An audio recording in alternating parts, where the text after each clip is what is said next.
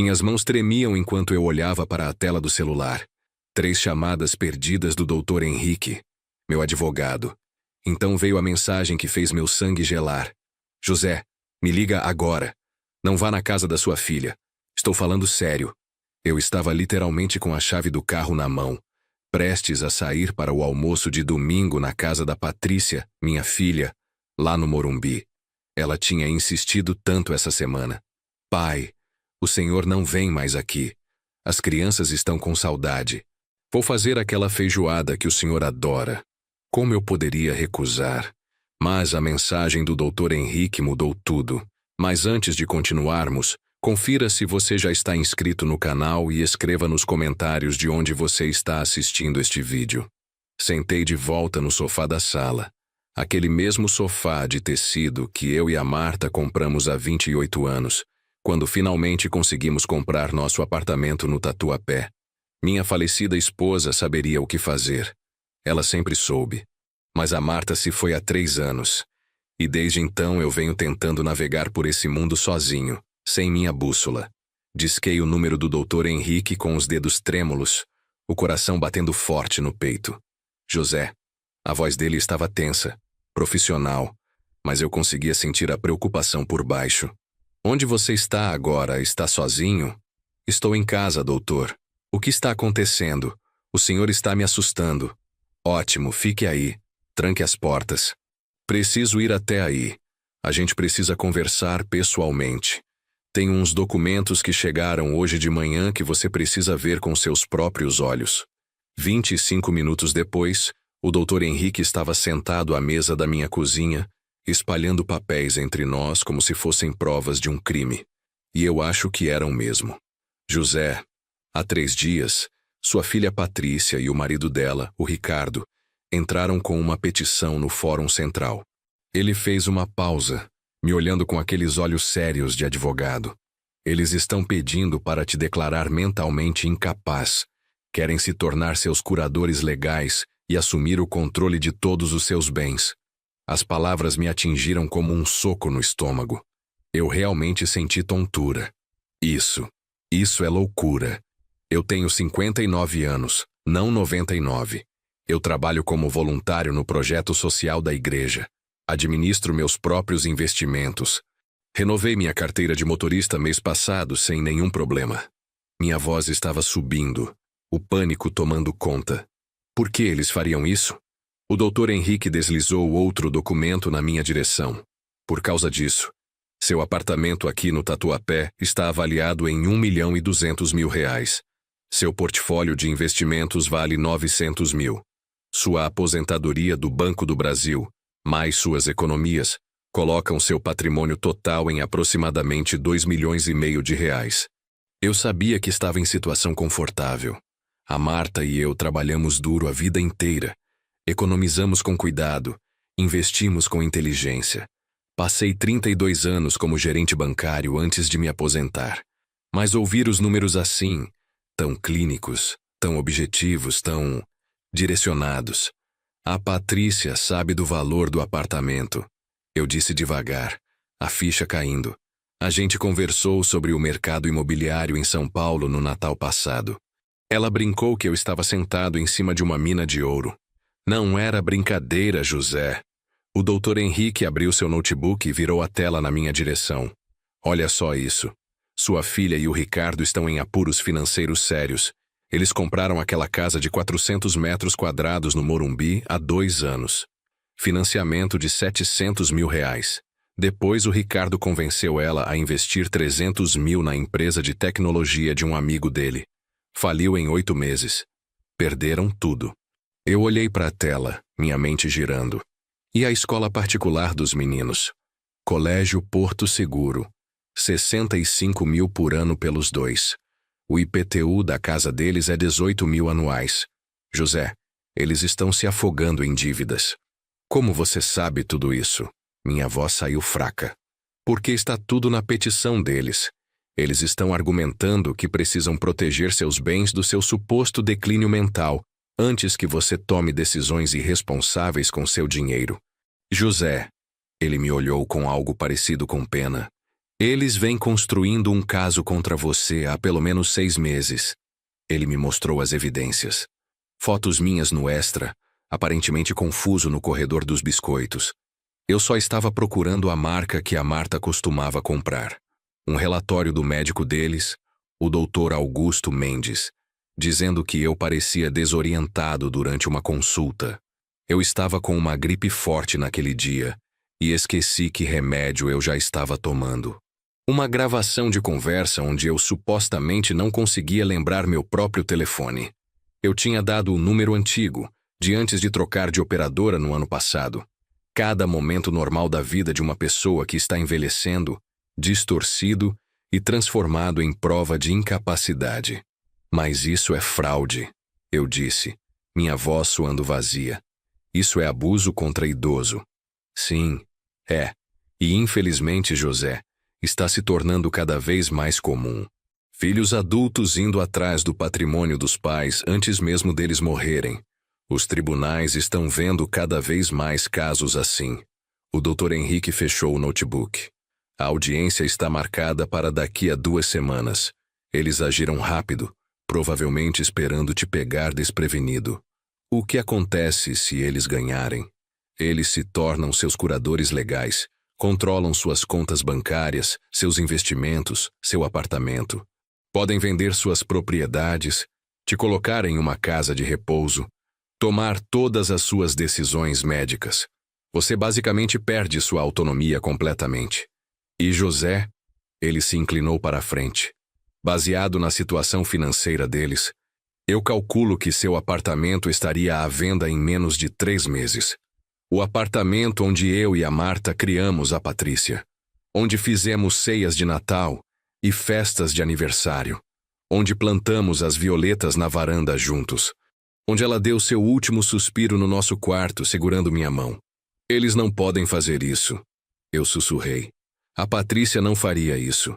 Ela é minha filha.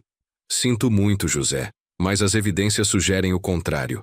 Eles planejaram isso cuidadosamente. Esperaram até depois daquele pequeno acidente de carro que você teve ano passado. Documentaram cada vez que você esqueceu um nome ou perdeu um compromisso. Vem construindo uma narrativa. Eu me lembrei daquele acidente. Eu estava voltando do mercado quando um motoboy passou no sinal vermelho e bateu na lateral do meu Corsa. O boletim de ocorrência deixou claro que a culpa não foi minha. Mas agora eu entendia por que a Patrícia tinha feito tanta questão de ir comigo em todas as consultas médicas depois disso. Por que ela ficava anotando coisas no celular toda vez que a gente conversava? Ela estava reunindo munição. O que eu faço? Eu me senti perdido, traído, furioso e aterrorizado ao mesmo tempo. O Dr. Henrique endireitou a postura, sua expressão mudando de simpática para estratégica. A gente reage, e reage com inteligência. Mas, José, eu preciso saber. Você está preparado para o que isso pode significar? Isso não é só uma batalha jurídica. Isso vai destruir sua família. Eu pensei na Patrícia quando criança. Como ela subia no meu colo e pedia para eu ler historinhas antes de dormir. Como ela chorou no funeral da Marta se agarrando em mim como se eu fosse sua âncora. Como ela tinha me dito que me amava semana passada. Mas então eu pensei no que ela estava tentando fazer agora. A traição, o engano calculado, a disposição de destruir a dignidade e independência do próprio pai por dinheiro. Me diga o que preciso fazer. O Dr. Henrique sorriu, mas não era um sorriso feliz. Era o sorriso de um advogado que acabou de receber permissão para entrar em guerra. Primeiro, vamos documentar tudo. A partir de agora, você vai manter um diário detalhado. O que você faz todos os dias, com quem você conversa, cada decisão coerente que você toma.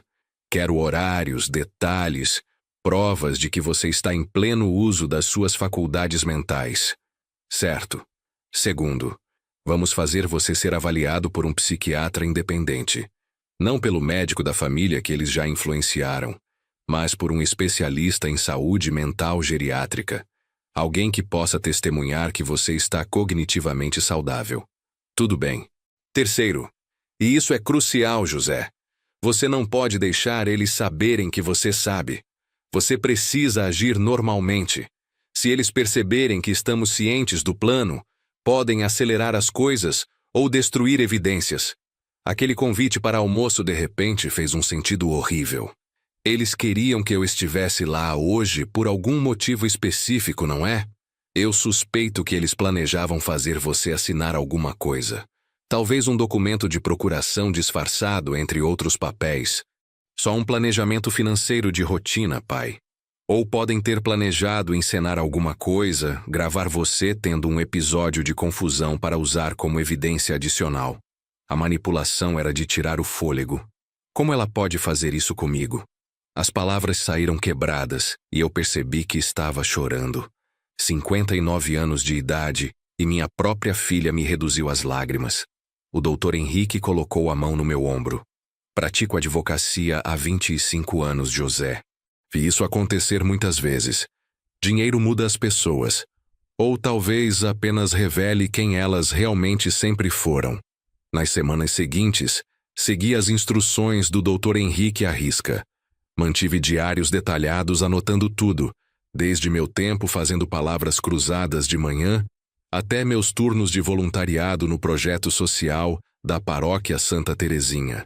Passei por consultas com a doutora Mariana Guedes, uma psiquiatra geriátrica que me submeteu a uma bateria completa de testes cognitivos. Senhor José, a doutora Mariana disse depois de nossa terceira sessão, posso afirmar com total confiança profissional que o senhor não apresenta nenhum sinal de declínio cognitivo, demência ou incapacidade mental. Sua memória é excelente, seu raciocínio é aguçado e seu julgamento está perfeito. Na verdade, o senhor está mais lúcido que muitas pessoas da metade da sua idade. Mas a parte mais difícil foi fingir que tudo estava normal com a Patrícia. Ela me ligou na quarta-feira seguinte. Pai, desculpa pelo domingo. A sogra do Ricardo caiu e a gente teve que ir correndo lá. Posso remarcar para esse fim de semana? Claro, filha.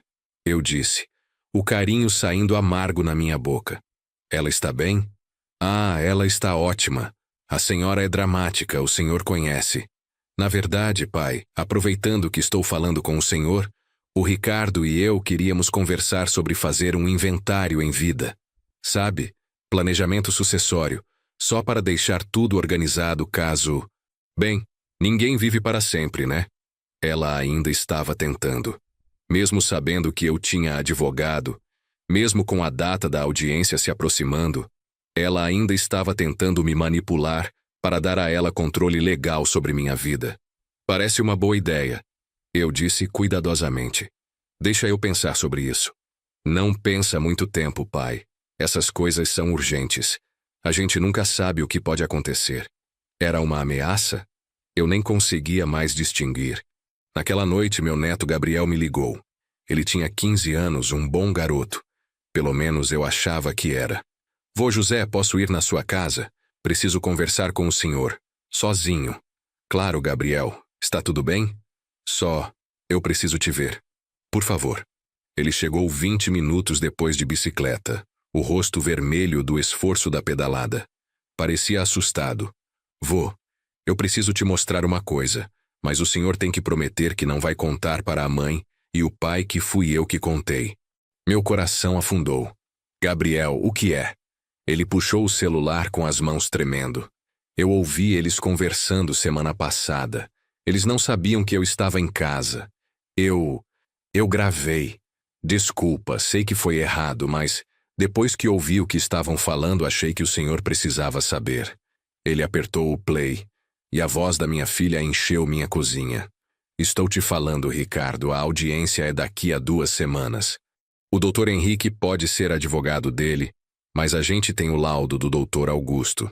Temos as fotos. Temos tudo documentado. A voz do Ricardo respondeu. E se seu pai lutar contra isso? Lutar com o quê? Fomos sistemáticos. Cada vez que ele se esqueceu de algo, cada compromisso que ele perdeu, cada vez que ele pareceu confuso, o juiz vai ver um padrão de declínio cognitivo. E mesmo que ele tente lutar, vai custar centenas de milhares em honorários advocatícios. Quando terminar, Não vai sobrar muito patrimônio mesmo. E se a gente ganhar, quando a gente ganhar, o apartamento vai para o mercado imediatamente. Mesmo nesse mercado, devemos limpar pelo menos 800 mil depois de pagar as dívidas que temos. Isso resolve nossas perdas com aquele investimento furado e nos coloca de volta no zero. Depois, liquidamos o portfólio de investimentos dele, pagamos nosso financiamento e montamos o fundo para a educação do Gabriel e da Marina. Quanto ao seu pai, onde ele vai ficar? Uma pausa. Então a voz da Patrícia, mais fria do que eu jamais tinha ouvido. Tem uma casa de repouso ótima em Guarulhos, bem mais barata que o Tatuapé. Ele vai ficar bem. Logo ele nem vai perceber a diferença. Gabriel estava chorando agora, em silêncio, as lágrimas escorrendo pelo rosto. Vô, eu sinto muito. Eu não sabia o que fazer. Eu te amo. E eles estão falando do Senhor como se o Senhor já fosse. Como se o Senhor nem fosse mais uma pessoa. Eu puxei meu neto para um abraço. Esse garoto corajoso que acabava de trair os próprios pais para proteger o avô. Você fez a coisa certa, Gabriel. Fez exatamente a coisa certa. Eles realmente vão levar sua casa? A casa onde o senhor e a avó Marta moravam? Não se eu puder evitar, meu filho. Não se eu puder evitar. Liguei para o Dr. Henrique imediatamente. Quando ele ouviu a gravação, ficou em silêncio por um longo momento. José, isso muda tudo. Isso é evidência direta de fraude e abuso contra idoso. Com essa gravação, não apenas defendemos contra a petição deles, nós contra-atacamos. O que você quer dizer? Quero dizer que vamos entrar com uma ação reconvencional. Fraude, tentativa de exploração financeira de pessoa vulnerável, conspiração para cometer furto. E José, vamos garantir que todo juiz do Fórum Central saiba exatamente o que sua filha tentou fazer. A audiência chegou mais rápido do que eu queria. Sentei no tribunal com Gabriel ao meu lado, sua mão na minha. Do outro lado do corredor, a Patrícia e o Ricardo sentavam com o advogado deles, um homem de aparência sofisticada num terno caro. A Patrícia não conseguia me olhar nos olhos. A juíza era a doutora Helena Rodrigues, uma mulher na casa dos 50 com cabelos grisalhos e uma expressão que sugeria que já tinha visto de tudo. O advogado da Patrícia foi primeiro, apresentando o caso deles. As fotos, as notas do Dr. Augusto, a documentação do meu suposto declínio. Ele pintou um quadro de uma situação trágica. Uma filha amorosa, tentando proteger o pai em deterioração de si mesmo. Meritíssima, o senhor José Santos está claramente nos estágios iniciais de declínio cognitivo. Sua filha, a senhora Patrícia Santos Almeida, está apenas tentando garantir que o patrimônio substancial de seu pai seja protegido e administrado responsavelmente antes que ele tome decisões que possam comprometer sua própria segurança financeira. Então foi a vez do Dr. Henrique. Meritíssima, gostaria de apresentar a avaliação psiquiátrica da doutora Mariana Guedes, concluída semana passada. A doutora Guedes não encontrou absolutamente nenhuma evidência de declínio cognitivo.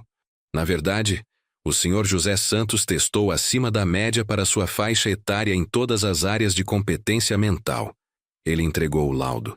A juíza leu cuidadosamente, sua expressão ficando mais séria a cada página. Gostaria também de apresentar evidências de que a senhora Patrícia Santos Almeida e seu marido vêm sistematicamente documentando comportamentos normais de envelhecimento e apresentando-os como evidência de incapacidade. A confusão no supermercado? O senhor José Santos estava procurando uma marca específica de biscoito que sua falecida esposa costumava comprar. A desorientação no consultório médico? Ele estava com gripe e febre de 38 graus. O número de telefone esquecido? Ele tinha trocado de operadora recentemente e ainda estava se adaptando ao novo número. O Dr. Henrique metodicamente desmontou cada peça das evidências deles. Mas meritíssima, o mais importante é que tenho evidências do verdadeiro motivo por trás dessa petição. Ele tocou a gravação do Gabriel. No tribunal silencioso, as vozes da Patrícia e do Ricardo ecoaram, frias e calculistas, discutindo meu patrimônio como se eu já estivesse morto. O apartamento vai para o mercado imediatamente. Liquidamos o portfólio de investimentos dele. Ele logo nem vai perceber a diferença. A expressão da juíza endureceu a cada palavra. Quando a gravação terminou, o doutor Henrique continuou. Meritíssima. Isso não é uma filha amorosa protegendo o pai. Isso é uma tentativa premeditada de exploração financeira. A senhora Patrícia Santos Almeida e seu marido estão em sérios apuros financeiros devido a investimentos ruins. Eles precisam ganhar mais de 2,5 milhões de reais ao fazer o senhor José Santos ser declarado incapaz. Manipularam registros médicos, encenaram fotografias e construíram uma narrativa falsa, tudo para roubar as economias de vida do próprio pai. O advogado da Patrícia se levantou rapidamente. Meritíssima, essa gravação foi obtida sem o conhecimento ou consentimento da minha cliente. É inadmissível. Em um processo criminal, talvez. A juíza Helena Rodrigues o cortou. Mas este é um processo civil sobre curatela, e estou muito interessada em entender as motivações por trás dessa petição. Ela se virou para a Patrícia. Senhora Patrícia Santos Almeida, gostaria de me explicar por que está discutindo vender a casa do seu pai e liquidar os bens dele enquanto ele está sentado neste tribunal, claramente em pleno uso de suas faculdades mentais? A Patrícia abriu a boca, mas nenhuma palavra saiu. Meritíssima, ela finalmente conseguiu dizer. Aquela gravação foi tirada fora de contexto. Estávamos apenas discutindo planejamento sucessório hipotético. Planejamento sucessório hipotético, que envolve colocar seu pai em uma casa de repouso em Guarulhos, enquanto a senhora embolsa quase 1 milhão de reais com a venda da casa dele? A voz da juíza era gelo. Senhora Patrícia Santos Almeida, estou nesta bancada há 16 anos. Reconheço abuso financeiro contra idoso quando vejo. A juíza Helena Rodrigues olhou para os papéis à sua frente por um longo momento. Então olhou diretamente para a Patrícia e o Ricardo. Estou indeferindo esta petição com preconceito, o que significa que não pode ser reapresentada. Além disso, estou emitindo uma medida protetiva. A senhora Patrícia Santos Almeida e o senhor Ricardo Almeida estão proibidos de contatar o senhor José Santos ou chegar a menos de 100 metros de sua residência por um período mínimo de 2 anos. Também estou encaminhando este caso ao Ministério Público para possíveis acusações criminais de fraude e abuso contra idoso. Ela se virou para mim, sua expressão suavizando ligeiramente. Senhor José Santos, lamento profundamente o que o senhor passou. Nenhum pai deveria ter que suportar o que sua filha o submeteu.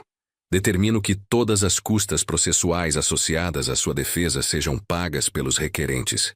Adicionalmente, recomendo que o senhor considere atualizar seu planejamento sucessório para se proteger de quaisquer futuras tentativas de manipulação. A Patrícia estava chorando agora, mas não eram lágrimas de arrependimento. Eram lágrimas de alguém que acabara de perder tudo. Pai, por favor, ela gritou enquanto o tribunal se encerrava. Pai, o senhor precisa entender. Eu me virei para olhar para ela uma última vez. Minha filha, a menininha que eu ensinei a andar de bicicleta, que eu levei ao altar no dia do casamento, que eu achava que conhecia. Eu entendo perfeitamente, Patrícia. Entendo que você estava disposta a me destruir por dinheiro. Entendo que você via seu próprio pai não como uma pessoa, mas como um patrimônio a ser liquidado. Entendo que sua mãe, que você dizia amar tanto, teria vergonha do que você se tornou. Gabriel apertou minha mão. Meu neto que teve coragem de fazer o que era certo, mesmo quando isso significava trair os próprios pais. Vô, podemos ir para casa agora? Sim, Gabriel. Vamos para casa. Enquanto saíamos do fórum, o doutor Henrique caminhou ao meu lado. José, isso foi incrivelmente difícil. Como você está se sentindo? Honestamente, não sei. Olhei para baixo para o Gabriel, mas sei que nem toda família é de sangue e nem todo sangue é família. Perdi uma filha hoje, mas ganhei o conhecimento de que criei pelo menos uma pessoa com integridade. Naquela noite, sentado no meu apartamento no Tatuapé, o apartamento onde a Marta e eu construímos nossa vida, liguei para meu advogado mais uma vez. Doutor Henrique, preciso atualizar meu testamento. O apartamento, os investimentos, tudo. Quero montar um fundo para a educação e futuro do Gabriel. A Patrícia não recebe nada, nem R$ 1. Ela fez sua escolha. Tem certeza, José? Isso é permanente. Tenho absoluta certeza. E, Dr. Henrique, quero que fique explicitamente declarado o porquê. Quero que o testamento detalhe exatamente o que ela tentou fazer, para que, se ela tentar contestar, um juiz saiba a história completa. Considere feito. Gabriel se mudou para minha casa uma semana depois. Os pais o expulsaram quando perceberam que foi ele quem os gravou. 15 anos de idade, e eles escolheram dinheiro em vez do próprio filho. Mas eu tinha um apartamento grande e um coração maior, e Gabriel precisava de alguém que o colocasse em primeiro lugar. Estabelecemos uma nova rotina. Café da manhã juntos antes da escola, lição de casa na mesa da sala, passeios de fim de semana ao parque do Ibirapuera. Gabriel me ajudava na horta da varanda, plantando tomates onde a Marta costumava cultivar suas violetas. Vô, ele perguntou um sábado de manhã enquanto regávamos as plantas. O senhor algum dia vai perdoar ela? A mãe, quero dizer. Sentei nos calcanhares, considerando a pergunta com cuidado. Perdão não é sobre eles, Gabriel. É sobre não deixar as ações deles envenenarem o que resta da sua vida. Perdoo o que sua mãe tentou fazer? Não. Vou algum dia ter um relacionamento com ela novamente? Provavelmente não. Mas não vou passar meus anos restantes consumido pela amargura. Tenho vida demais ainda para viver. E agora tenho você para me ajudar a vivê-la.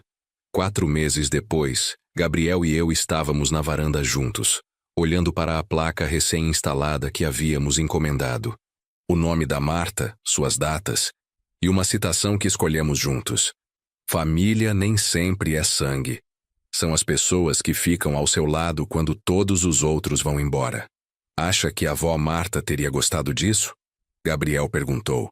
Acho que sua avó teria amado, e ela teria ficado tão orgulhosa de você. Meu telefone tocou. Era o Dr. Henrique. José, achei que você deveria saber. O Ministério Público decidiu apresentar acusações. A Patrícia e o Ricardo se declararam culpados de tentativa de fraude. Receberam penas suspensas e 2 anos de liberdade condicional. Mas está nos registros criminais deles agora. E isso significa que realmente acabou. Eles não podem voltar atrás. Seu patrimônio está seguro, sua autonomia está protegida.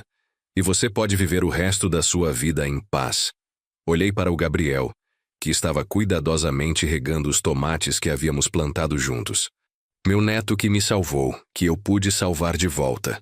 Obrigado, Dr. Henrique, por tudo. Naquela noite, enquanto Gabriel fazia a lição de casa e eu lia ao lado dele, percebi algo importante. A Patrícia tentou tirar tudo de mim. Minha casa, meu dinheiro, minha dignidade, minha independência. Mas o que ela realmente fez foi me mostrar o que realmente importava.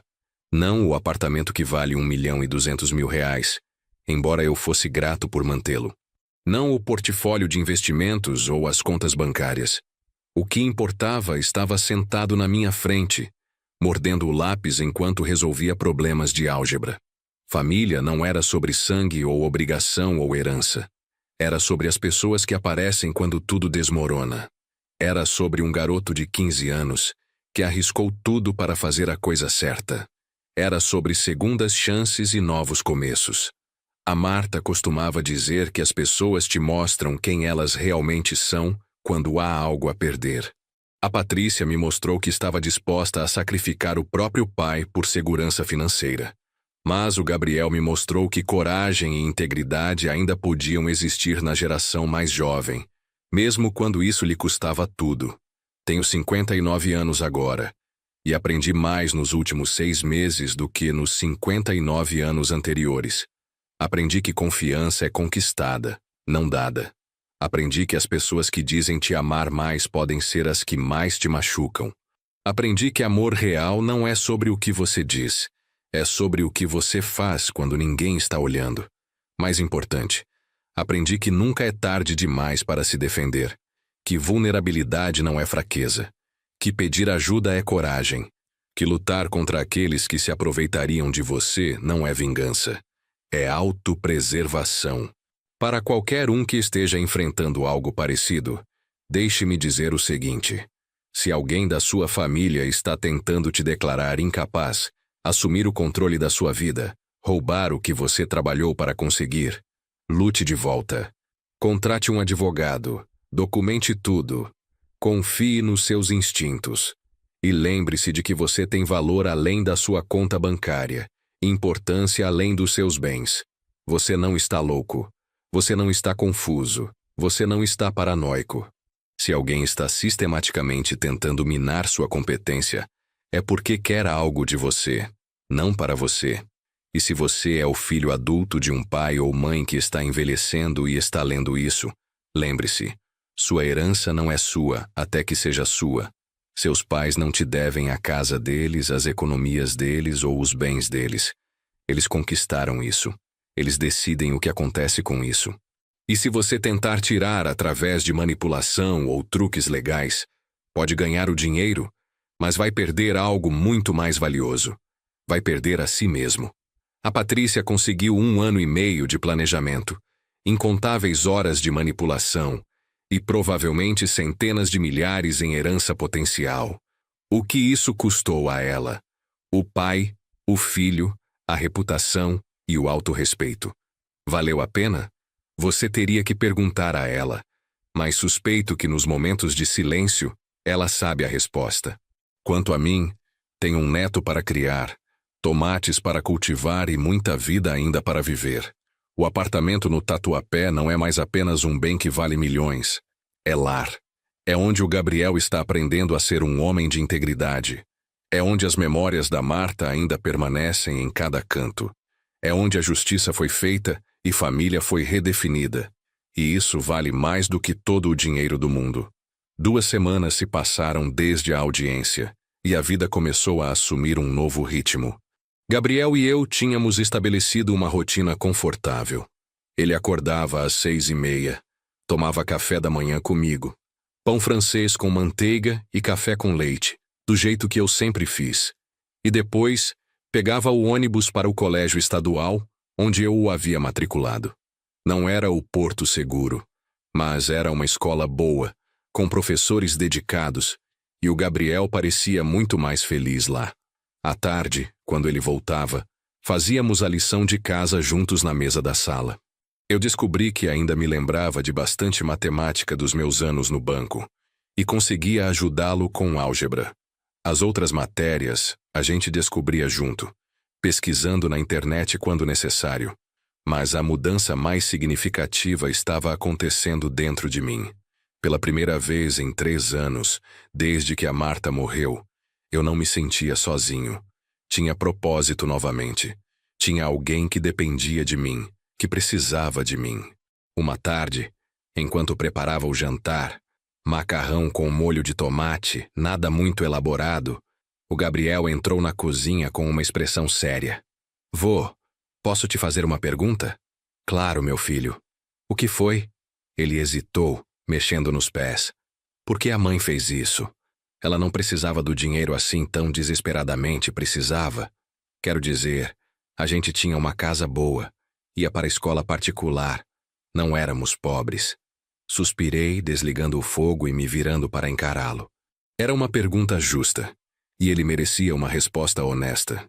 Senta aqui, Gabriel. Apontei para a cadeira ao lado da minha. Ele sentou, e eu escolhi minhas palavras com cuidado. Sua mãe e o Ricardo fizeram escolhas ruins, filho. Compraram uma casa maior do que podiam pagar. Investiram dinheiro que não podiam perder em negócios arriscados. E quando tudo começou a desmoronar, em vez de assumir a responsabilidade e encontrar uma solução honesta, eles procuraram uma saída fácil. O senhor, Gabriel disse baixinho. Mas Gabriel, quero que você entenda uma coisa importante. O que sua mãe fez não foi por necessidade, foi por escolha. Tinha outras opções. Podiam vender a casa e comprar algo menor. Podia tirar vocês da escola particular e colocar numa escola pública. O Ricardo podia trabalhar mais. Ela podia voltar a trabalhar. Mas em vez disso, escolheram tentar me roubar. Mas ela é sua filha. Como ela pôde fazer isso? Essa é a pergunta que me mantém acordado à noite, meu filho. Passei a mão no cabelo cansado. Criei sua mãe do melhor jeito que sabia. Sua avó e eu demos amor, educação, valores. Mas no final, cada pessoa faz suas próprias escolhas. E às vezes, quando as pessoas estão com medo ou desesperadas, fazem escolhas que nunca imaginariam fazer. Isso justifica o que ela fez? Não. Absolutamente não. Explica, talvez. Mas não justifica. Zé Gabriel ficou em silêncio por um momento, processando. Então perguntou a questão que eu sabia que viria mais cedo ou mais tarde. O senhor sente falta dela? A pergunta me atingiu mais forte do que eu esperava. Sinto falta dela? Sinto falta da minha filha? A resposta era complicada. Sinto falta da pessoa que eu achava que ela era. Eu disse finalmente. Sinto falta da menina que subia no meu colo para ouvir historinhas. Sinto falta da moça que chorou de alegria quando descobriu que estava grávida de você. Sinto falta da filha que segurou minha mão no funeral da sua avó.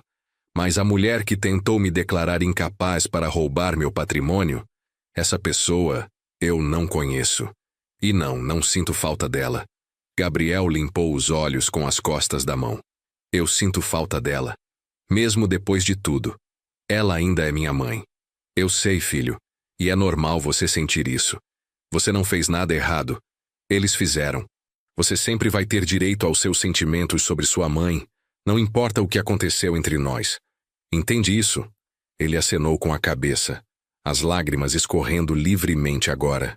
Puxei-o para um abraço apertado, deixando-o chorar no meu ombro. 15 anos, um garoto ainda, forçado a crescer rápido demais, a fazer escolhas que nenhuma criança deveria ter que fazer. Você é um bom garoto, Gabriel. Um garoto corajoso e honesto. Sua avó Marta teria ficado muito, muito orgulhosa de você. Naquela noite, depois que Gabriel foi dormir no quarto que tinha sido da Patrícia quando ela era criança, sentei sozinho na varanda, olhando para as luzes de São Paulo se estendendo até onde meus olhos alcançavam. A cidade continuava, indiferente aos dramas pessoais acontecendo em milhões de apartamentos e casas. Meu telefone vibrou. Uma mensagem de um número desconhecido. Pai, por favor. Precisamos conversar. P. Meu primeiro instinto foi deletar. A juíza havia emitido uma ordem de restrição. Ela não deveria estar me contatando. Mas minha mão hesitou sobre o botão de apagar. Pensei em responder. Pensei em todas as coisas que eu queria dizer a ela. Como ela me machucou. Como ela traiu minha confiança.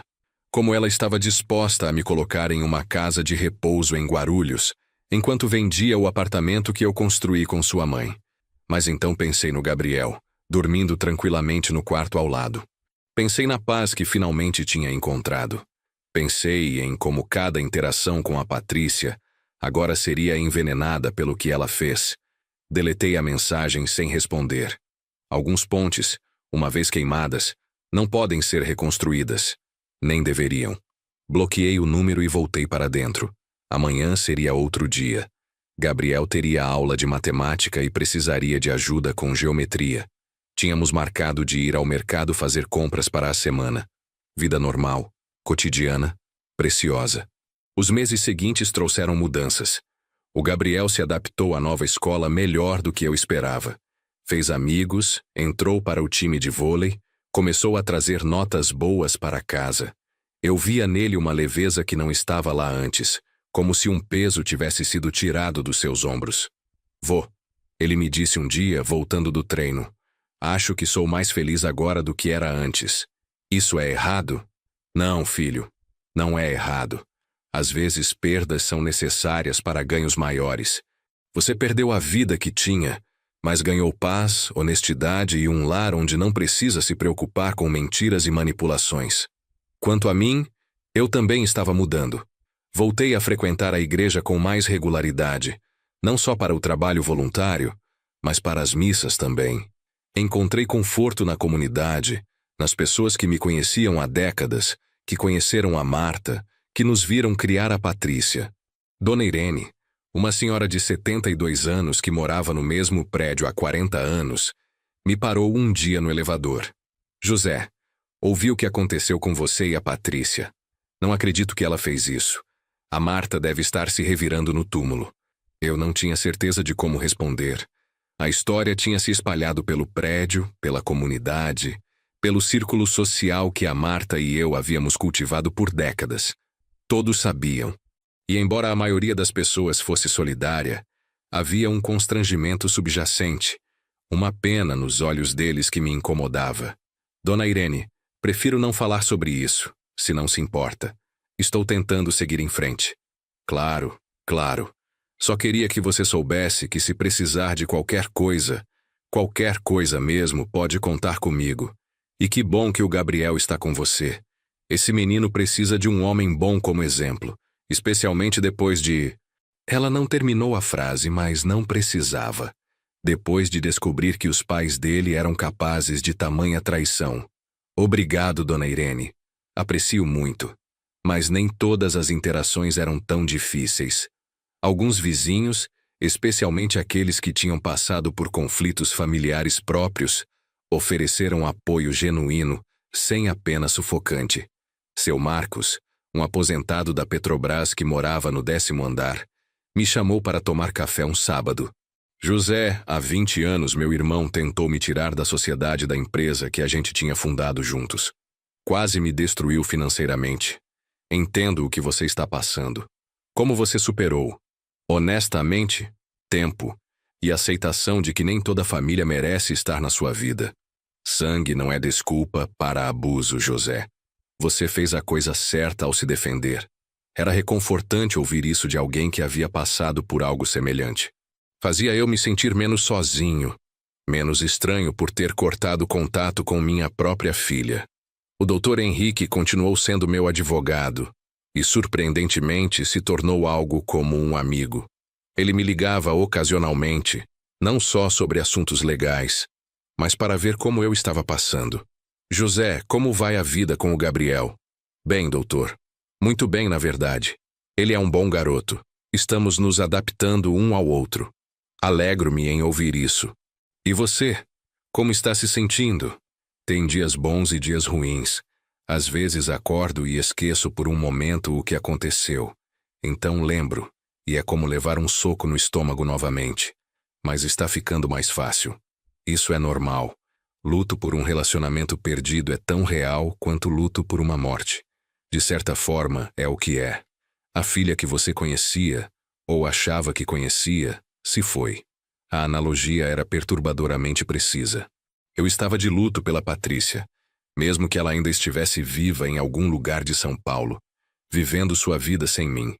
6 meses depois da audiência, recebi uma carta pelo correio.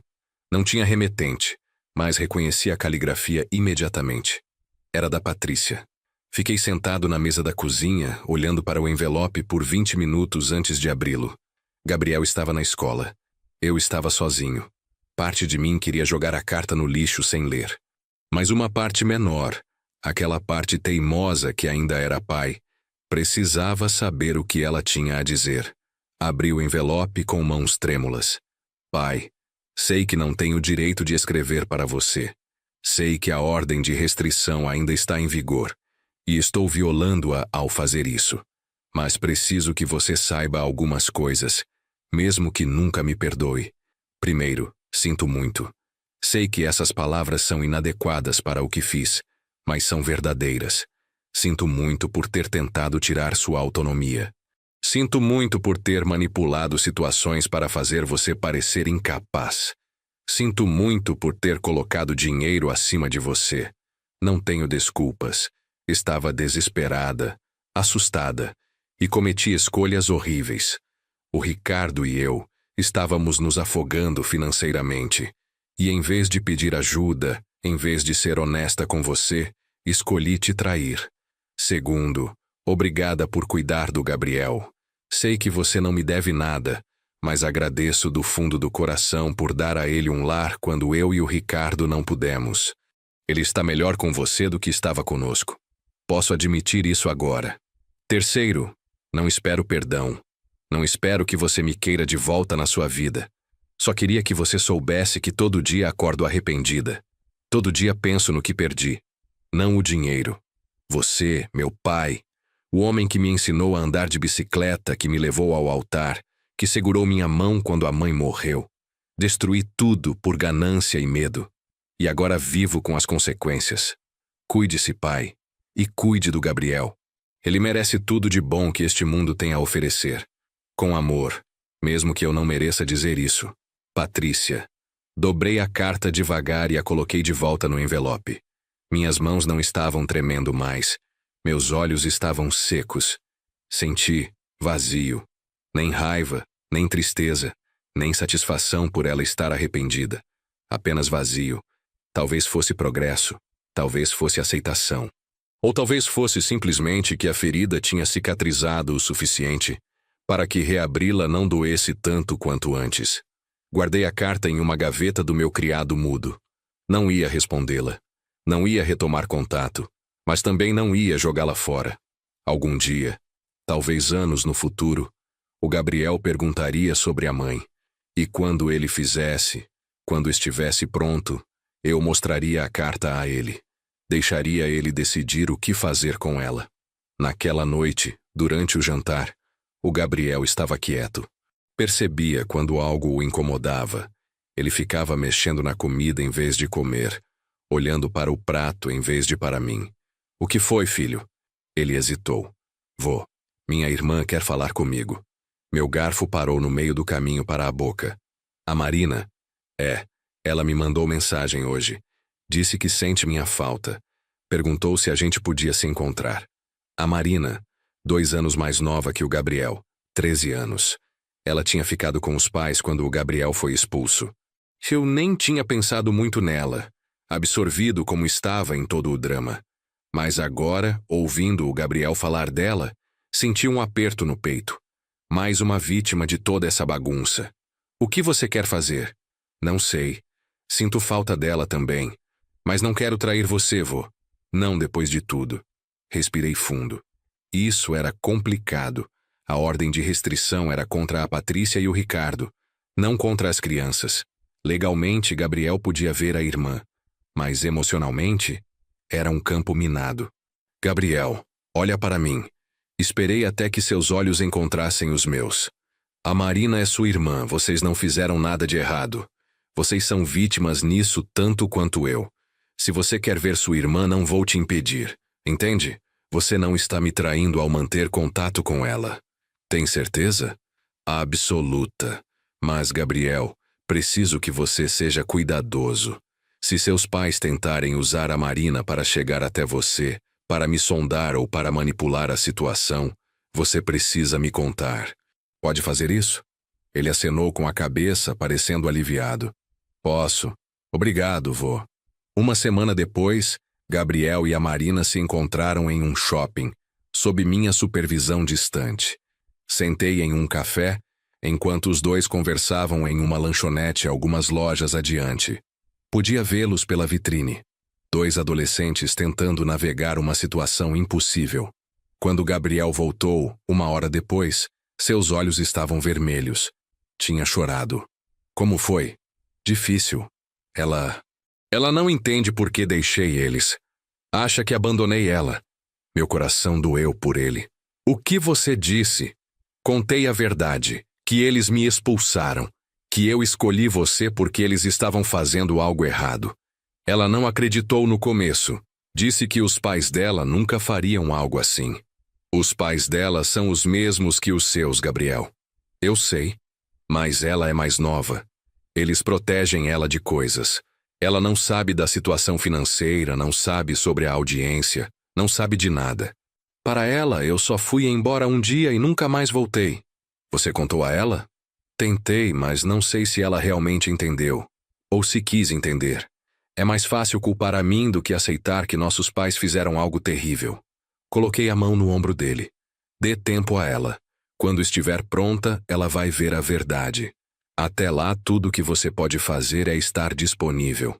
Os encontros entre Gabriel e Marina se tornaram regulares. 1 vez por semana, às vezes 2. Eu sempre ficava por perto, mas dava espaço a eles.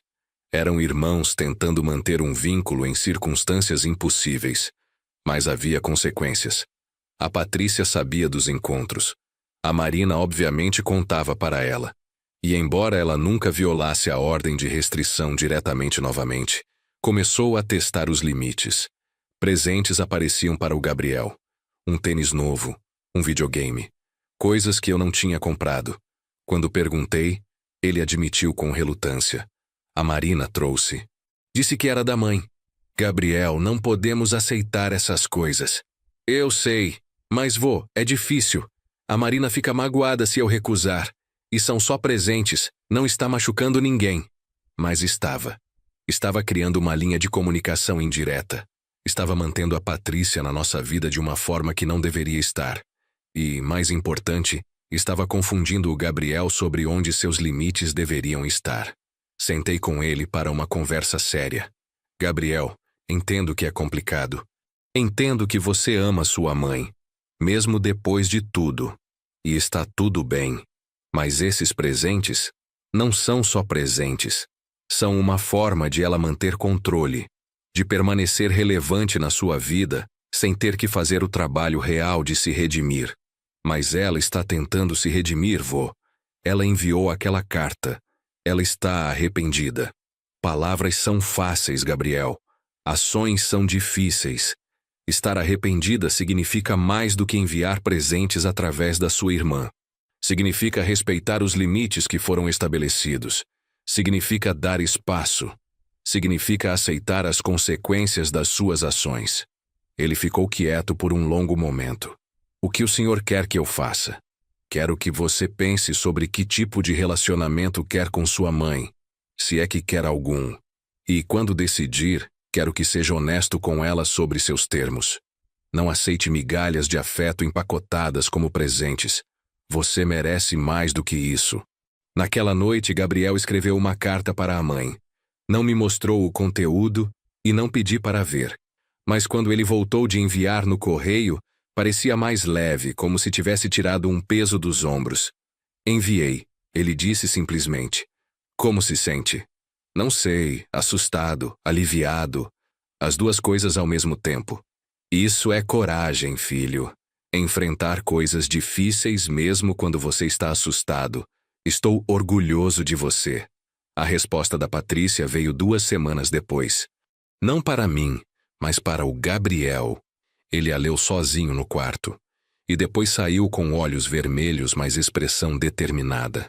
Ela disse que vai respeitar meus limites, que não vai enviar mais presentes, que quando eu estiver pronto para conversar com ela, ela vai estar disponível. Mas até lá vai me dar espaço. Como você se sente sobre isso?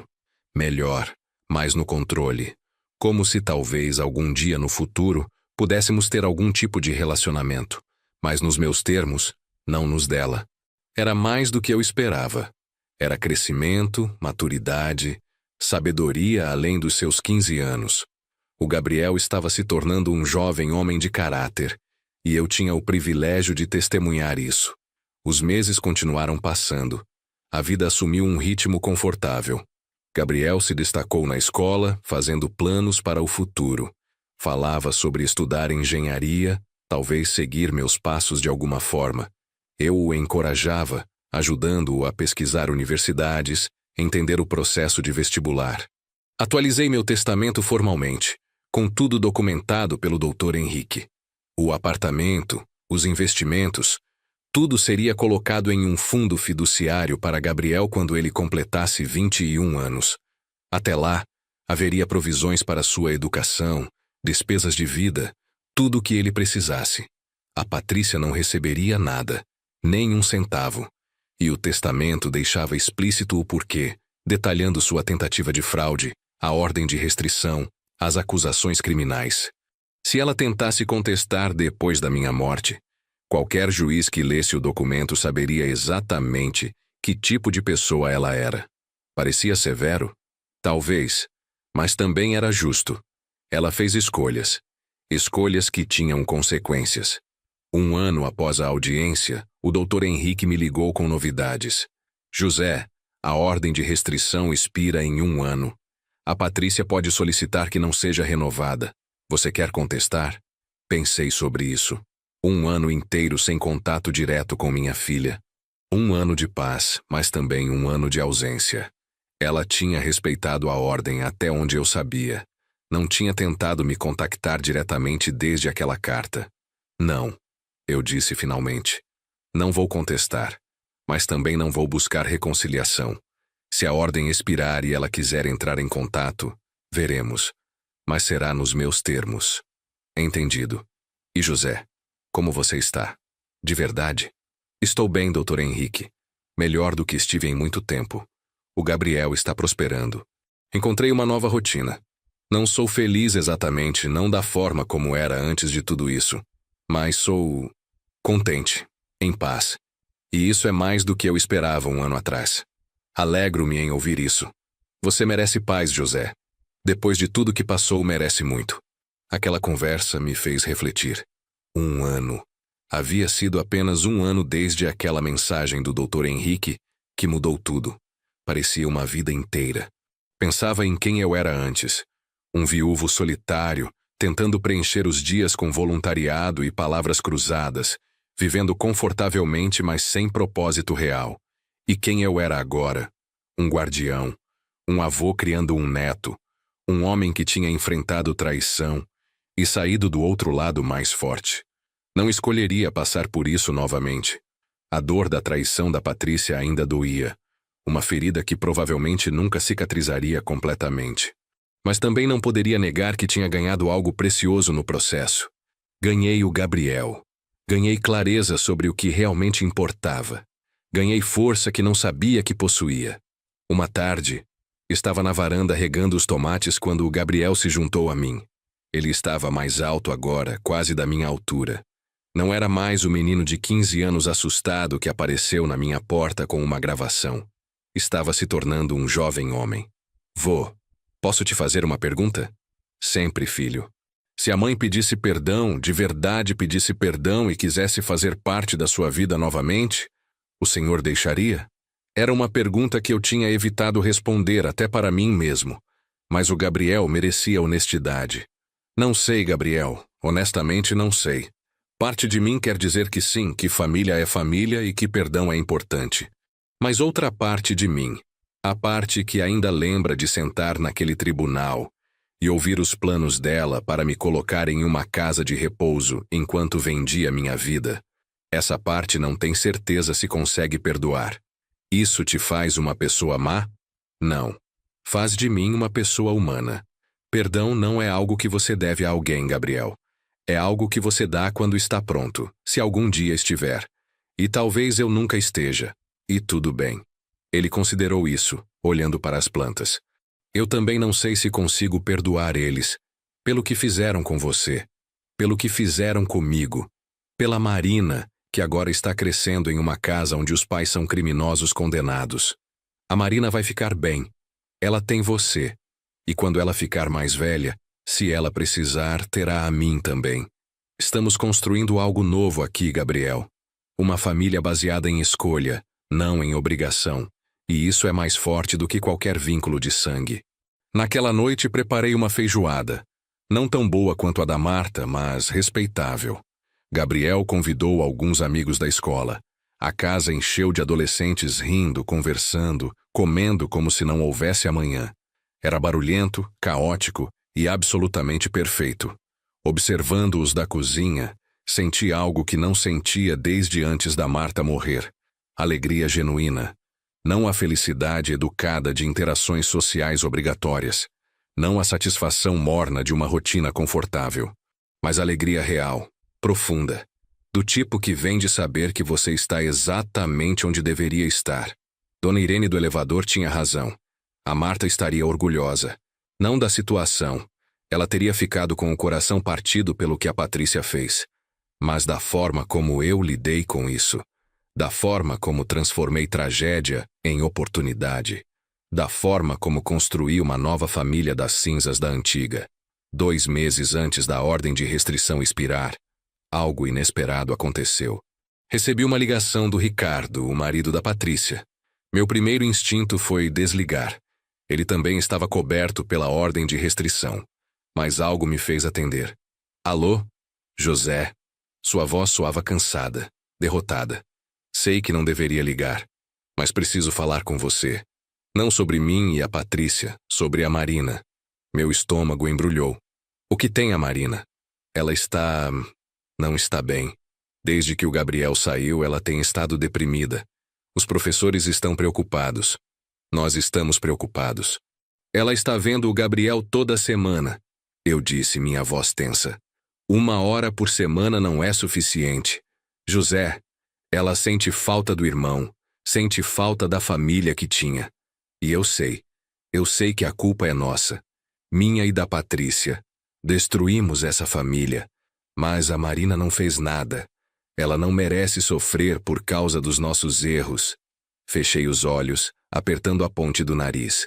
Não queria sentir compaixão pelo Ricardo. Não queria me importar. Mas a Marina era inocente nisso tudo. O que você está pedindo? Que você deixe o Gabriel passar mais tempo com ela. Talvez ela possa vir na sua casa. Ou vocês dois possam levá-la para passear. Sei que não tenho direito de pedir nada, mas estou pedindo mesmo assim. Pela Marina. Vou conversar com o Gabriel. Se ele quiser, pode trazer a Marina aqui. Mas, Ricardo, deixa eu deixar uma coisa muito clara. Isso é pela Marina. Não por você ou pela Patrícia. E se vocês tentarem usar isso como uma forma de me manipular ou chegar até mim, acaba imediatamente. Entendeu? Entendi. Obrigado, José. De verdade. Desliguei antes que ele pudesse dizer mais alguma coisa. Minhas mãos estavam tremendo novamente, como estavam há 1 ano atrás quando tudo começou. Quando Gabriel chegou da escola, contei sobre a ligação. Sua reação foi imediata. Eu quero que a Marina venha aqui. Ela precisa ver que estou bem, que o senhor não é o monstro que talvez eles tenham pintado para ela. E assim, no sábado seguinte, a Marina veio para nosso apartamento pela primeira vez. Ela tinha 13 anos, magra demais, com olheiras que não deveriam estar no rosto de uma criança.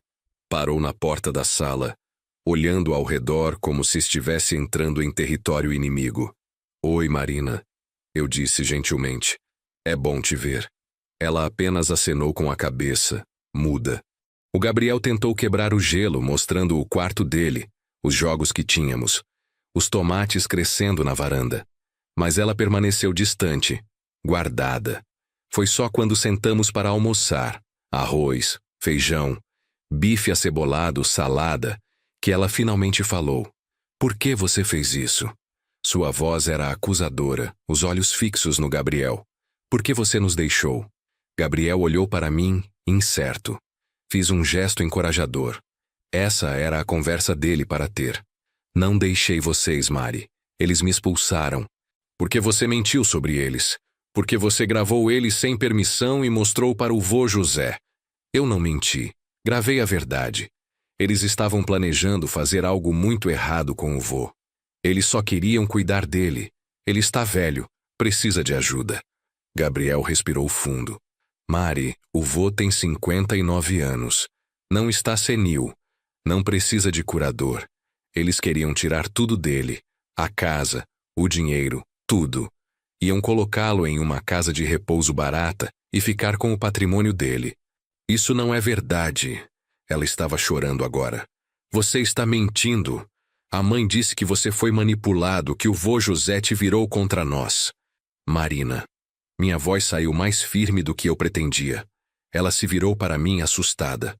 Sua mãe e seu pai tentaram me declarar mentalmente incapaz para assumir controle dos meus bens. Isso é um fato. Foi a julgamento.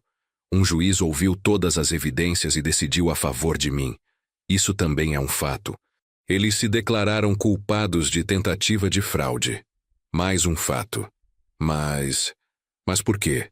Sua voz era pequena agora, assustada. Por que eles fariam isso?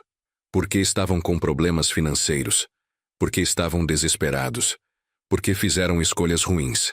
Pausei, escolhendo minhas palavras cuidadosamente. Mas, Marina, isso não significa que eles não amam você. Pessoas boas às vezes fazem coisas ruins. Isso não apaga todo o bem que fizeram antes. Ela ficou olhando para o prato, as lágrimas pingando no arroz. Tudo mudou, tudo está diferente agora. A mãe chora o tempo todo. O pai trabalha até tarde todos os dias. Ninguém conversa mais. E eu não tenho o Gabriel. Você tem sim, Gabriel disse, pegando a mão dela através da mesa. Estou aqui. Sempre vou estar aqui. Só não posso morar lá. Mas não te abandonei, Mari. Nunca vou te abandonar. Foi um momento de ruptura. Marina chorou. Gabriel chorou. E, honestamente, tive que limpar meus próprios olhos algumas vezes. Mas foi necessário. Foi real. Foi o começo da cura. Depois daquele dia, Marina começou a vir com mais frequência. Primeiro uma vez por semana, depois 2. Ela fazia lição de casa na mesa da sala com Gabriel, ajudava na horta da varanda, às vezes ficava para jantar. Eu podia ver a mudança nela ao longo das semanas. As olheiras ficaram menos pronunciadas. Ela sorria mais. Ria. Uma tarde, a ouvi chamando nosso apartamento de casa ao telefone com uma amiga. E algo em meu peito se apertou. Mas havia complicações. A Patrícia sabia que Marina estava passando tempo conosco, e embora ela nunca dissesse nada diretamente, havia sinais. Marina começou a fazer perguntas. Vô, José, a mãe quer saber se você aceitaria conversar com ela, depois que a ordem de restrição expirar. O que você acha, Marina? Ela mordeu o lábio. Acho que ela está muito arrependida. Acho que mudou. Mas também entendo se o senhor não quiser. Ela fez algo muito ruim. Vou pensar sobre isso. Mas, Marina, não importa o que eu decida sobre sua mãe. Isso não muda nada sobre você e Gabriel. Vocês sempre serão bem-vindos aqui. Entende isso? Ela acenou aliviada. A ordem de restrição expirou em uma terça-feira sem cerimônia. Não houve nenhuma comunicação imediata da Patrícia, o que foi quase mais desconcertante do que se ela tivesse entrado em contato imediatamente. 2 semanas depois recebi uma mensagem. Não uma ligação, não uma visita. Uma mensagem simples. Pai, quando e se você estiver pronto para conversar, estarei aqui. Sem pressa, sem pressão. Sei que não mereço sua consideração, mas agradeço se algum dia você me der. P. Mostrei a mensagem ao Gabriel e à Marina, que agora estava jantando conosco 3 vezes por semana. O que vocês acham? Gabriel hesitou. Acho que depende do senhor, vô. Do que o senhor precisa. Marina foi mais direta. Acho que ela mudou. Acho que está realmente arrependida. Mas também sei que o que ela fez foi terrível. Não julgo o senhor se não quiser falar com ela nunca mais. A sabedoria de uma menina de 13 anos. Quando ela tinha se tornado tão madura. Levei 3 semanas para responder. 3 semanas de consideração cuidadosa, de conversas com o Dr. Henrique, de longas noites sozinho pensando sobre perdão, família e o que eu realmente queria. Finalmente, enviei uma resposta. Patrícia, podemos nos encontrar. Mas tem que ser em terreno neutro e o Dr. Henrique vai estar presente. Não estou pronto para perdoar. Talvez nunca esteja. Mas estou disposto a ouvir o que você tem a dizer. Uma vez. J. Marcamos para um café em Pinheiros. Um lugar público, neutro. O Dr. Henrique chegou antes de mim, já sentado em uma mesa do canto. A Patrícia chegou 5 minutos depois de mim. Ela estava diferente. Mais magra, mais velha. Havia linhas no seu rosto que não estavam lá 1 ano atrás. Seu cabelo, sempre tão cuidadosamente arrumado, estava mais simples, preso em um rabo de cavalo. Ela parecia humana, vulnerável. Nada como a mulher que eu ouvira na gravação planejando friamente minha institucionalização. Oi, pai. Sua voz tremeu. Patrícia. Sentamos. Houve um longo silêncio desconfortável. Obrigada por concordar em me ver. Ela começou finalmente. Sei que não mereço. Não merece. Concordei. Não havia razão para suavizar isso. Ela encolheu como se eu a tivesse esbofeteado, mas acenou. Entendo. Pai, eu não sei nem por onde começar. Por que não começa explicando como você achou que estava tudo bem fazer o que fez? Ela respirou fundo, as lágrimas já escorrendo. Estava com medo. O Ricardo e eu tínhamos perdido tanto dinheiro. A casa, a escola das crianças, tudo estava desmoronando. E eu olhava para você, vivendo naquele apartamento sozinho, E pensava que você não precisava de tudo aquilo. Que você ficaria bem em algum lugar menor, mais simples. Que você nem notaria. Não notaria que vocês roubaram minha casa? Minha independência? Minha dignidade? Eu sei como parece. Sei que não tem desculpa. Mas na época, eu convenci a mim mesma de que estava fazendo a coisa certa. Que estava te protegendo. Protegendo de quê, Patrícia? Eu estava perfeitamente bem. Eu sei disso agora. Mas o Ricardo estava no meu ouvido dizendo que você estava envelhecendo. Que era só questão de tempo até você precisar de cuidados de qualquer jeito. Ele fazia tudo parecer razoável, como planejamento responsável. Ela limpou os olhos. Não estou culpando ele. As escolhas foram minhas. Mas estava tão desesperada que acreditei em qualquer justificativa que me permitisse fazer o que eu queria fazer. E o que você queria fazer era me roubar. Sim, ela encontrou meus olhos pela primeira vez. Sim, era isso que eu queria fazer. E sinto muito. Sinto mais do que posso expressar. Não esperava que você me perdoasse, mas precisava que você soubesse que vivo com o peso disso todo dia. Que perdi tudo o que importava. Você, o Gabriel, meu autorrespeito, e nenhuma quantidade de dinheiro teria valido a pena. O Dr. Henrique, que tinha ficado quieto até então, se inclinou para a frente. Patrícia, o que mudou? Por que você está aqui agora? Terapia, muito dela. O juiz ordenou como parte da minha sentença, mas acabou sendo a melhor coisa que poderia ter acontecido. Passei o último ano olhando de verdade para quem eu me tornei, para as escolhas que fiz. E percebi que estava disposta a destruir meu próprio pai para evitar enfrentar as consequências das minhas decisões ruins. Ela se virou para mim novamente. Pai, não estou pedindo perdão. Não estou pedindo para voltar para sua vida.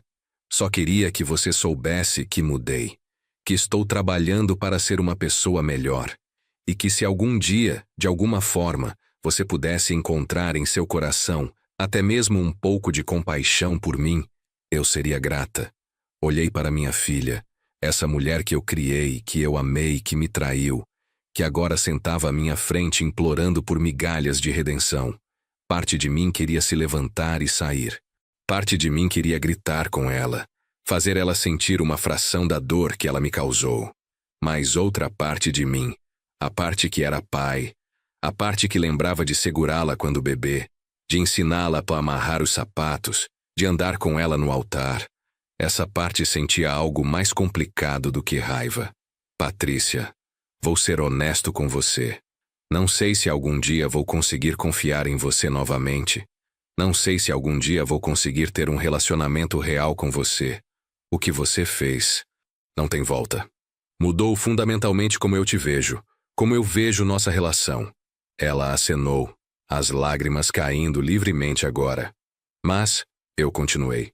Reconheço que você está tentando. E por causa disso, e por causa dos seus filhos que eu amo, estou disposto a manter essa porta aberta. Só uma fresta. Não espere milagres. Não espere que as coisas voltem ao normal. Mas talvez, com o tempo, possamos encontrar algum tipo de coexistência civil. Isso é mais do que eu mereço. Ela sussurrou. Obrigada, pai. Não respondemos nada além disso. A conversa mudou para assuntos mais práticos.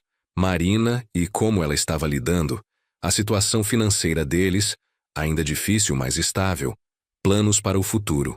Quando nos despedimos, ela hesitou como se quisesse me abraçar, mas pensou melhor. Em vez disso, apenas acenou. Tchau, pai. Tchau, Patrícia. Assistindo ela sair, o Dr. Henrique se virou para mim. Como você está se sentindo? Não sei. Vazio, talvez.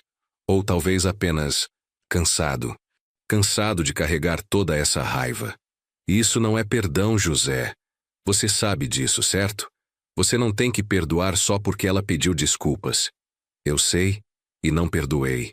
Mas talvez abri a possibilidade de algum dia chegar lá. Ou talvez não. Talvez isso seja o máximo que conseguiremos.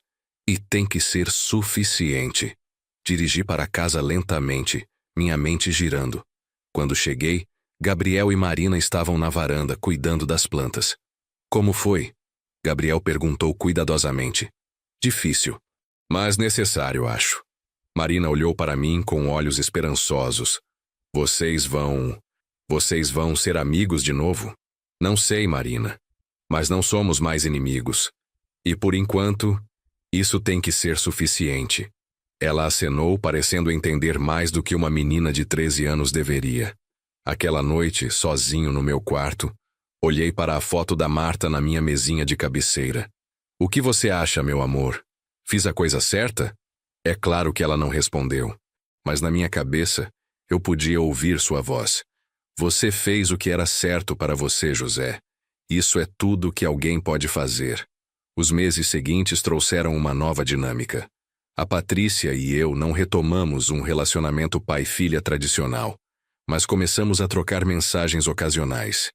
Nada profundo, apenas verificações sobre como cada um estava, atualizações sobre Marina e Gabriel. Ela respeitou meus limites.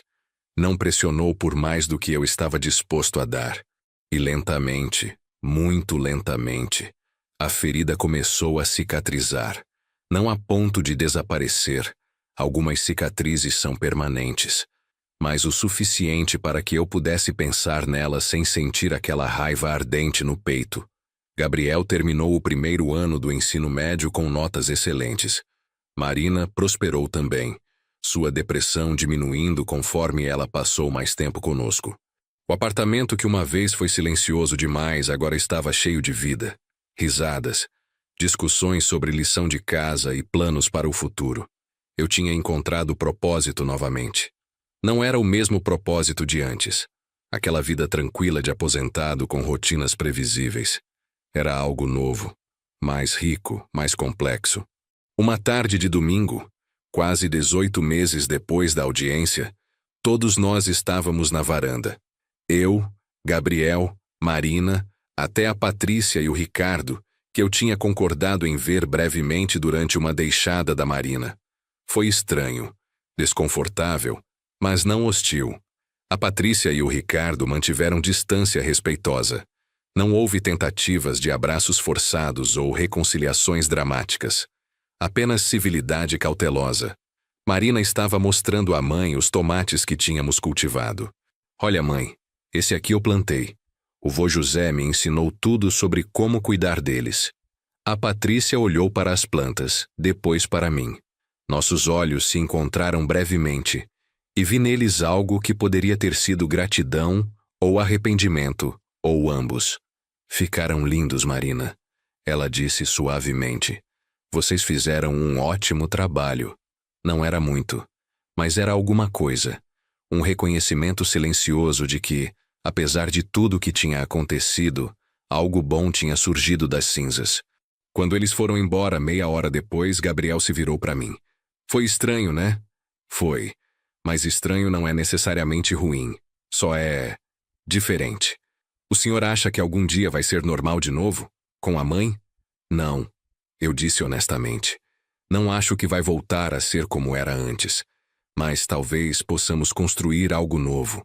Algo diferente. Não melhor ou pior, apenas diferente. Naquela noite atualizei meu testamento mais uma vez. O apartamento e a maior parte dos investimentos ainda iriam para Gabriel através do fundo fiduciário. Mas deixei uma pequena quantia para Marina. 50 mil reais quando ela completasse 18 anos. E para a Patrícia deixei algo diferente. Não dinheiro. Ela tinha deixado claro que não esperava ou queria herança. Em vez disso, deixei a ela todas as fotos de família, as cartas que a Marta tinha escrito durante nosso namoro, as memórias. As coisas que não tinham valor monetário, mas eram inestimáveis de outras formas. Era minha maneira de dizer que, apesar de tudo, ela ainda era minha filha. Que nossa história, por mais manchada que estivesse agora, ainda significava algo. Que ela teria direito às memórias, mesmo que não tivesse direito aos bens. O Dr. Henrique revisou as mudanças e acenou com aprovação. É generoso, José. Mais generoso do que ela merece, alguns diriam. Talvez. Mas não estou fazendo isso por ela.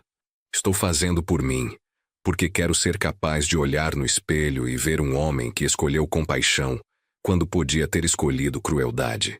2 anos após a audiência, Gabriel se formou no ensino médio. A cerimônia de formatura foi no ginásio da escola, lotado de famílias orgulhosas. Eu estava na primeira fila, Marina ao meu lado. Algumas fileiras atrás, vi a Patrícia e o Ricardo mantendo a distância respeitosa que tinha se tornado nossa nova normal. Quando Gabriel cruzou o palco para receber seu diploma, todos nós aplaudimos.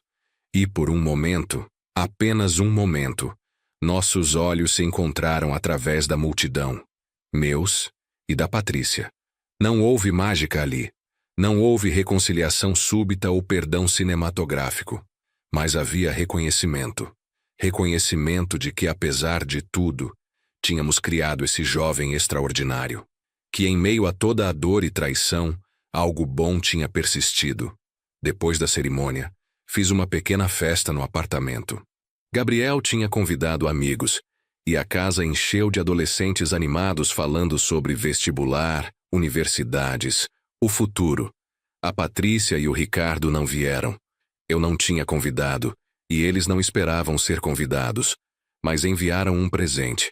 Um laptop novo para o Gabriel levar para a universidade, com um cartão simples. Orgulhosos de você, mãe e pai. Gabriel olhou para o cartão por um longo tempo antes de guardá-lo cuidadosamente em sua gaveta. Vô acha que algum dia vai ser mais fácil? Ter eles na minha vida, mas não realmente ter, sabe? Honestamente, Gabriel, não sei. Relacionamentos quebrados às vezes se consertam. Às vezes não. Às vezes ficam nesse espaço intermediário estranho onde não estão quebrados, mas também não estão inteiros. E você aprende a viver com a ambiguidade. Isso parece difícil. É, mas você é forte o suficiente para lidar com isso. Você provou isso repetidas vezes nos últimos 2 anos. Ele sorriu.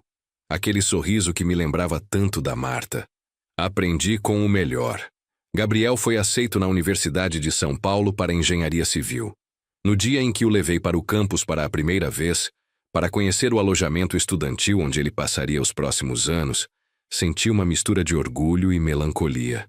O apartamento vai ficar muito quieto sem você, eu disse enquanto o ajudava a carregar caixas para o quarto. Vou visitar todo fim de semana, vô, prometo. Eu sei.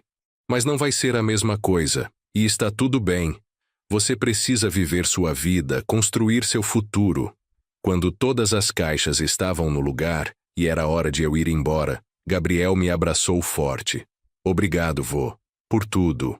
Por me acolher quando eu não tinha para onde ir. Por me ensinar o que significa ser um homem de caráter. Por ser você. Foi um privilégio, meu filho. Assistir você crescer. Ajudá-lo a se tornar quem você é. Foi o maior presente que eu poderia ter recebido. Dirigi para casa sozinho. O apartamento estranhamente silencioso quando cheguei. Mas não era o silêncio vazio de antes, quando eu era apenas um viúvo solitário. Era um silêncio cheio de memórias boas, de risadas ecoando pelas paredes, de vida vivida plenamente. Marina ainda vinha algumas vezes por semana. Agora, com 15 anos, ela estava se tornando uma jovem mulher impressionante. Inteligente, gentil, com uma sabedoria além dos seus anos forjada nas dificuldades que tinha enfrentado. Vô José, ela me disse uma tarde enquanto fazíamos biscoitos na cozinha. Uma receita da Marta que eu tinha encontrado nos antigos cadernos dela. Obrigada por não me abandonar, mesmo depois de tudo que a mãe fez. Marina, você é inocente em tudo isso. Sempre foi, sempre será. O que aconteceu entre mim e seus pais não tem nada a ver com você ou o Gabriel. Eu sei. Mas mesmo assim algumas pessoas teriam cortado contato com toda a família. O Senhor não fez isso. Manteve a porta aberta para mim e para o Gabriel. Isso significou tudo. Passei o braço ao redor dos ombros dela. Família não é sobre punir os inocentes pelos pecados dos culpados. É sobre proteger aqueles que precisam de proteção. E vocês dois, você e o Gabriel, sempre foram minha prioridade. 3 anos após a audiência, algo inesperado aconteceu. A Patrícia me pediu para almoçar. Não através de mensagem, mas com uma ligação real. Pai, eu sei que é pedir muito, mas tem algo que preciso discutir com você. Pessoalmente, meu primeiro instinto foi recusar. Mas havia algo na voz dela, uma urgência que não tinha ouvido antes. Concordei, escolhendo novamente um lugar público, neutro.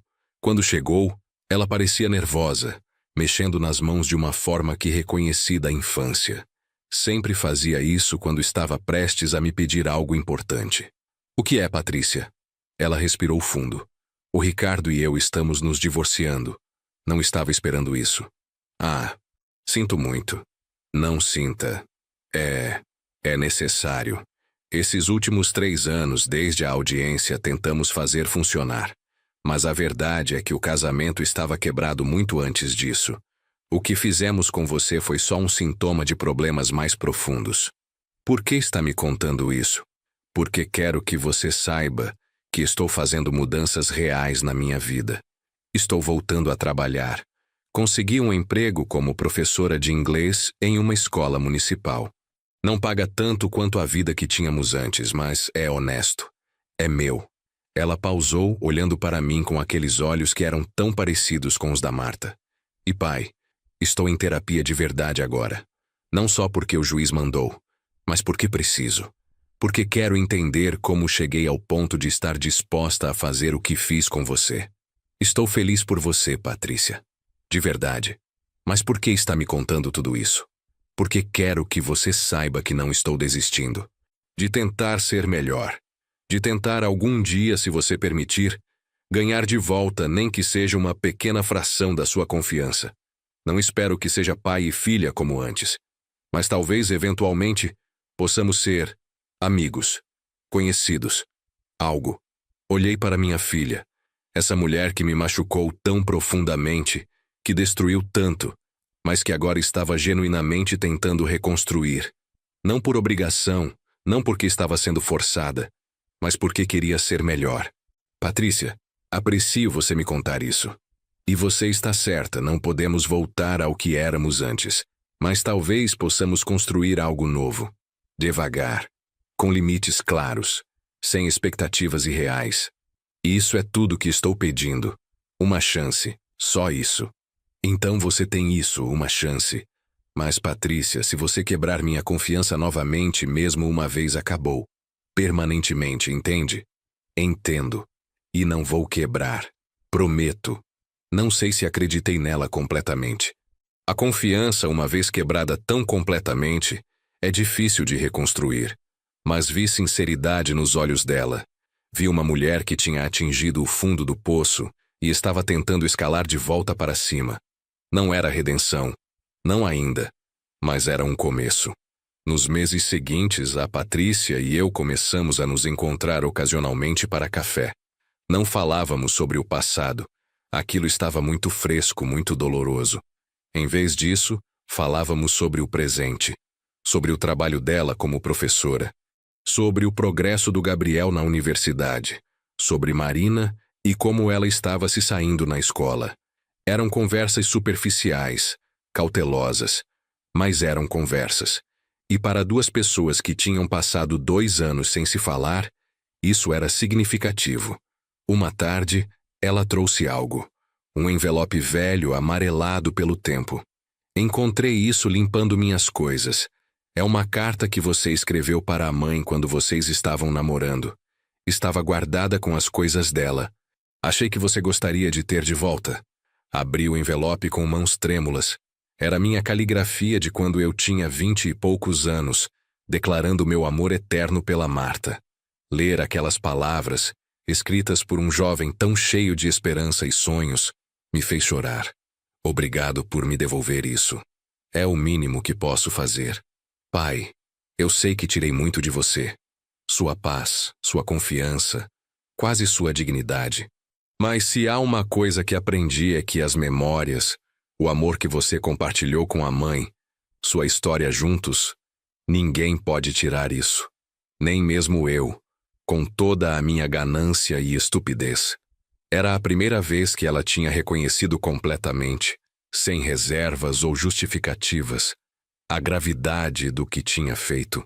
E de alguma forma, aquilo significava mais do que qualquer desculpa elaborada poderia ter significado. Agora sentado no meu apartamento no Tatuapé, 5 anos após aquela mensagem inicial do Dr. Henrique, olho ao redor e vejo uma vida transformada. O Gabriel está no último ano de engenharia, com planos de fazer mestrado. Marina está no primeiro ano do ensino médio. Uma jovem brilhante com todo o futuro pela frente. A Patrícia e eu temos um relacionamento. Não é o que era antes, nunca será. Mas é algo. Encontramo-nos uma vez por mês para café. Trocamos mensagens ocasionais. Quando Gabriel se formou há alguns meses, ela estava lá. E conseguimos ficar na mesma sala sem tensão horrível. É progresso. Lento, cauteloso, mas progresso. As pessoas me perguntam às vezes se perdoei ela. A resposta honesta é, não sei. Alguns dias acho que sim. Outros dias, a lembrança do que ela tentou fazer ainda dói demais. Mas aprendi que perdão não é um evento único. É um processo. É uma escolha que você faz repetidamente, dia após dia. E alguns dias escolho perdoar. E outros dias apenas escolho não deixar a raiva me consumir. E talvez isso seja suficiente. O que sei com certeza é isto. O que a Patrícia tentou fazer comigo poderia ter me destruído. Poderia ter me deixado amargo, solitário, quebrado. Mas em vez disso, forçou-me a lutar. Forçou-me a me defender. Forçou-me a redefinir o que família significa para mim. E nesse processo, ganhei coisas que nunca teria tido de outra forma. Ganhei anos preciosos criando o Gabriel, vendo-o se tornar o homem que é hoje. Ganhei um relacionamento profundo com a Marina, que agora me vê não apenas como avô, mas como porto seguro. Ganhei força que não sabia que possuía, e compreensão sobre mim mesmo, que só veio através da adversidade. Não estou feliz pelo que aconteceu. Não agradeço a Patrícia pela traição. Mas posso reconhecer que, de alguma forma estranha e dolorosa, isso me levou a um lugar onde talvez eu precisasse estar. Um lugar de propósito renovado, de família redefinida, de vida vivida com mais intenção. Tenho 64 anos agora. 5 anos se passaram desde aquele dia que mudou tudo. Olho para os tomates na varanda, não os mesmos que plantei com o Gabriel anos atrás, mas seus descendentes, crescendo na mesma terra. É uma metáfora apropriada para minha vida. O que foi plantado há anos, tanto as coisas boas quanto as ruins, continua produzindo frutos. As escolhas que fazemos têm consequências que se estendem muito além do momento em que as fazemos. A Patrícia fez escolhas que quase destruíram nossa família. Mas o Gabriel fez a escolha de me proteger. Eu fiz a escolha de lutar. E todas essas escolhas criaram a realidade onde vivemos agora. A Marta costumava dizer que a vida não é sobre o que acontece com você, mas sobre como você responde ao que acontece. Ela estava certa, como sempre estava. O que a Patrícia fez não estava sob meu controle. Mas minha resposta estava. E escolhi responder com dignidade, com força, com a determinação de não deixar a traição dela definir meu futuro. Esta história não tem final feliz no sentido tradicional. Não houve reconciliação completa. Não houve momento de abraço dramático onde tudo foi perdoado e esquecido. A vida real não funciona assim. Relacionamentos quebrados raramente se consertam perfeitamente. Sempre há rachaduras, sempre há cicatrizes, mas tem final esperançoso. Porque aprendi que podemos construir algo novo das cinzas do que foi destruído. Que família pode ser redefinida.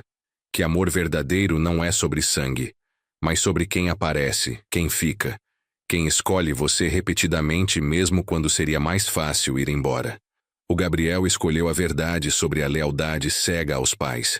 A Marina escolheu manter conexão com o irmão, apesar da pressão para não fazer isso. Eu escolhi lutar pela minha autonomia, em vez de me render à inevitabilidade aparente. E até a Patrícia, eventualmente, escolheu enfrentar o que tinha feito e tentar ser melhor. Essas escolhas importam. Elas definem quem somos muito mais do que nossas circunstâncias ou nossos erros. Para qualquer pessoa lendo esta história, especialmente aqueles que podem estar enfrentando algo semelhante, seja um membro da família tentando explorá-los, seja tendo que fazer uma escolha difícil entre lealdade e verdade, seja tentando reconstruir depois de uma traição profunda, deixem-me dizer isto. Você é mais forte do que pensa. Você tem mais valor do que seu patrimônio, mais importância do que sua utilidade para outras pessoas. E você tem o direito de se defender, de estabelecer limites, de dizer não àqueles que querem usar você. Pedir ajuda não é fraqueza. Contratar um advogado não é ser vingativo. Documentar tudo não é paranoia. Cortar contato com família tóxica não é crueldade. São atos de autopreservação, de autorrespeito, de reconhecer seu próprio valor. E para aqueles que cometeram erros terríveis, que machucaram aqueles que amam, que agora vivem com arrependimento, a redenção é possível, mas é difícil. Não vem através de desculpas vazias ou promessas rápidas. Vem através de trabalho árduo, mudança genuína e aceitação de que você pode nunca recuperar totalmente o que perdeu. Mas mesmo assim, vale a pena tentar. Vale a pena se tornar melhor, não pela absolvição, mas pela própria bondade de ser uma pessoa melhor. Olho pela janela do meu apartamento, vendo São Paulo se estender em todas as direções. Milhões de pessoas, cada uma com suas próprias histórias de traição e redenção, de perda e recomeço. Não sou único nisso. Minha história é apenas uma entre milhões, mas é minha história. E escolhi contá-la não para buscar simpatia ou validação, mas para oferecer algo que me foi negado quando estava no meio da tempestade. A certeza de que você pode sobreviver a isso.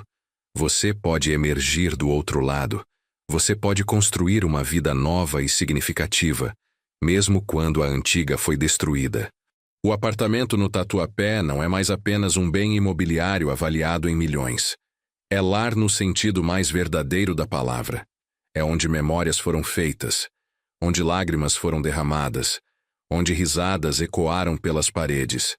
É onde aprendi que perder tudo pode às vezes ser o caminho para ganhar o que realmente importa. E o que realmente importa não está nas contas bancárias ou nos portfólios de investimento.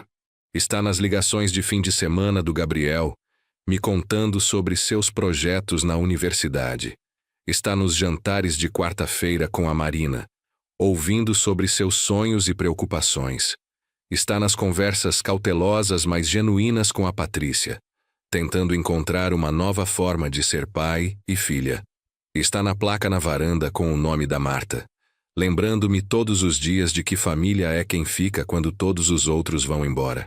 Está na força que descobri em mim mesmo, quando fui forçado a lutar pela minha própria vida. Está no perdão incompleto, mas crescente, que ofereci àquela que me machucou mais profundamente. Está em acordar todas as manhãs e escolher gratidão pelo que tenho, em vez de amargura pelo que foi tirado de mim. Tenho 64 anos. Se tiver sorte, tenho mais 20 ou 30 anos pela frente. E pretendo viver cada um desses anos completamente, conscientemente, com propósito. Não vou desperdiçá-los remoendo o passado ou mantendo rancor. A Patrícia tirou muito de mim, ou pelo menos tentou. Mas no final, me deu algo também. Me deu clareza, me deu propósito. Me deu a oportunidade de provar a mim mesmo que eu era mais forte do que pensava. Me deu uma segunda chance de ser pai. Dessa vez para um neto que precisava de mim tanto quanto eu precisava dele.